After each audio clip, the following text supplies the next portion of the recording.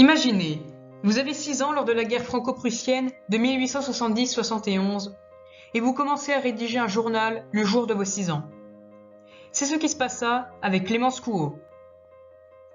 C'est en fouillant dans de vieux cartons que j'ai retrouvé ce témoignage exceptionnel au milieu d'autres récits qui feront l'objet de prochaines vidéos. Fille de Eugénie Bègue, secrétaire de mairie, et de Eugène Couot, maître d'école, Clémence Couot avait donc 6 ans lors de la guerre de 1870. Elle se mariera d'ailleurs avec un maître d'école, avec lequel elle aura 2 filles. Jeune fille studieuse, elle prend plaisir à écrire, compter avec des pièces, etc. La guerre franco-allemande de 1870 est un conflit armé qui a opposé la France et la Prusse, suivi par les États allemands, de juillet 1870 à janvier 1871. Cette guerre a eu pour conséquence la perte pour la France des territoires d'Alsace-Lorraine, qui se trouvent, dès lors, au centre du contentieux franco-allemand jusqu'en 1914. De l'humiliation ressentie par les Français et de l'arrogance nouvelle de l'Allemagne vont surgir les 2 grands conflits mondiaux du XXe siècle.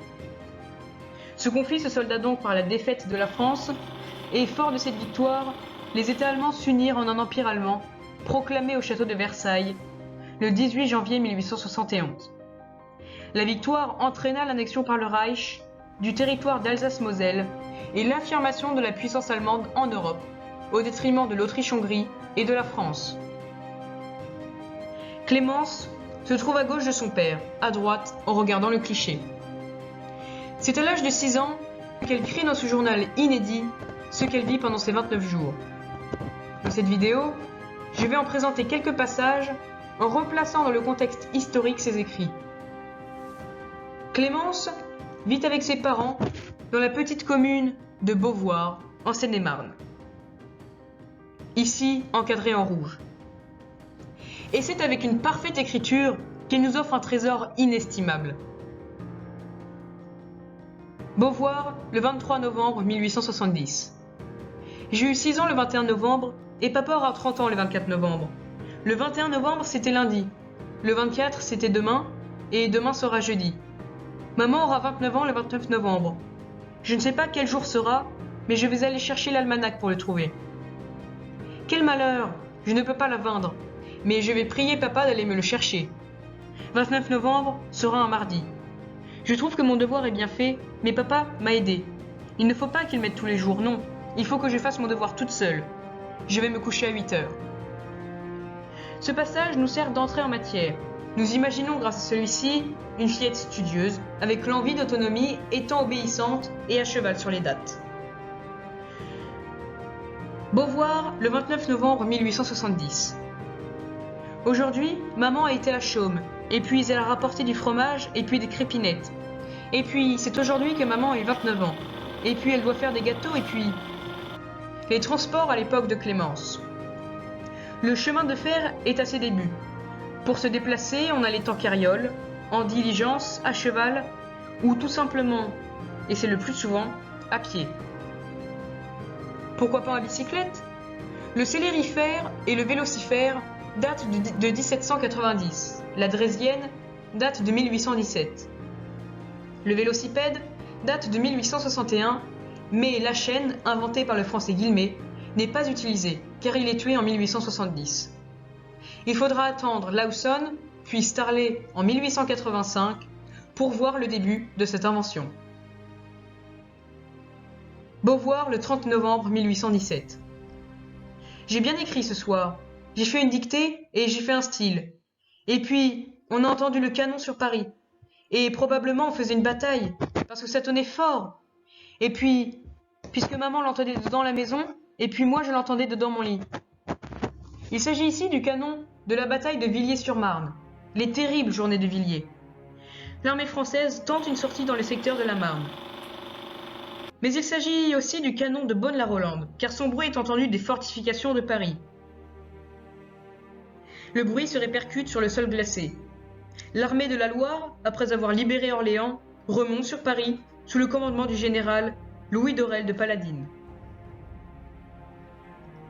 Beauvoir, le 13 décembre 1870. Il y a de bonnes nouvelles. Paris est ravitaillé, tous les gens. Nous avons eu un journal. 1. M. Gaudin rapportait que l'on battait les Prussiens. Et puis un homme est mort puisque les soldats le remuaient. Tant qu'ils le remuaient, tant qu'il y est mort pendant 8 jours. Il a 15 ans. On a entendu le canon. On a rapproché d'ici. On l'entendait beaucoup, beaucoup puisque maman l'entendait dedans la maison. Mademoiselle Barry est morte aujourd'hui. Clémence a seulement 6 ans et est déjà confrontée à la mort. Beauvoir, le 20 décembre 1870. Il a plu un petit peu la nuit. Noël sera dimanche. Maman a fait la lessive. Toutes, on a entendu le canon. On l'entendait beaucoup, beaucoup. Beaucoup même, on l'entendait dedans l'école. Mais on l'entendait tonner, à moins que nous fassions du bruit. Je n'ai pas bougé de ma place. Dès le 20 décembre, l'amiral Laroncière, appuyé par les canons du fort, progresse avec ses troupes aux environs d'Aubervilliers. Cette opération sur le Bourget avait pour but d'occuper le plateau délimité par Gonesse, Boissy en France et Tremblay-les-Gonesse. Ceci afin d'opérer la fonction avec l'armée, progressant du côté d'Amiens. Le 20 décembre est également marqué par le début des combats autour du Bourget. Beauvoir, le 22 décembre 1870.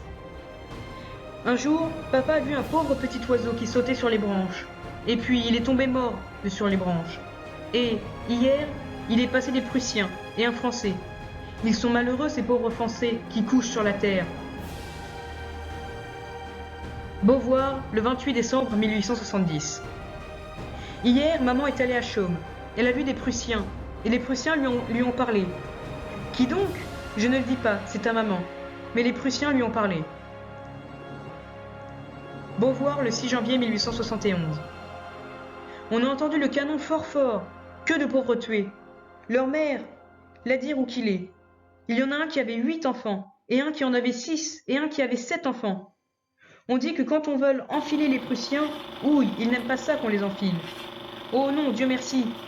C'est malheureux, aussi bien que nos pauvres Français. Bourkaky est parti avec 4000 hommes. Les Prussiens le cherchent. Le 6 janvier 1871, Bourkaky est en pleine progression victorieuse. Il avance vers Belfort et va remporter de Villers-Sarskel le 9 janvier.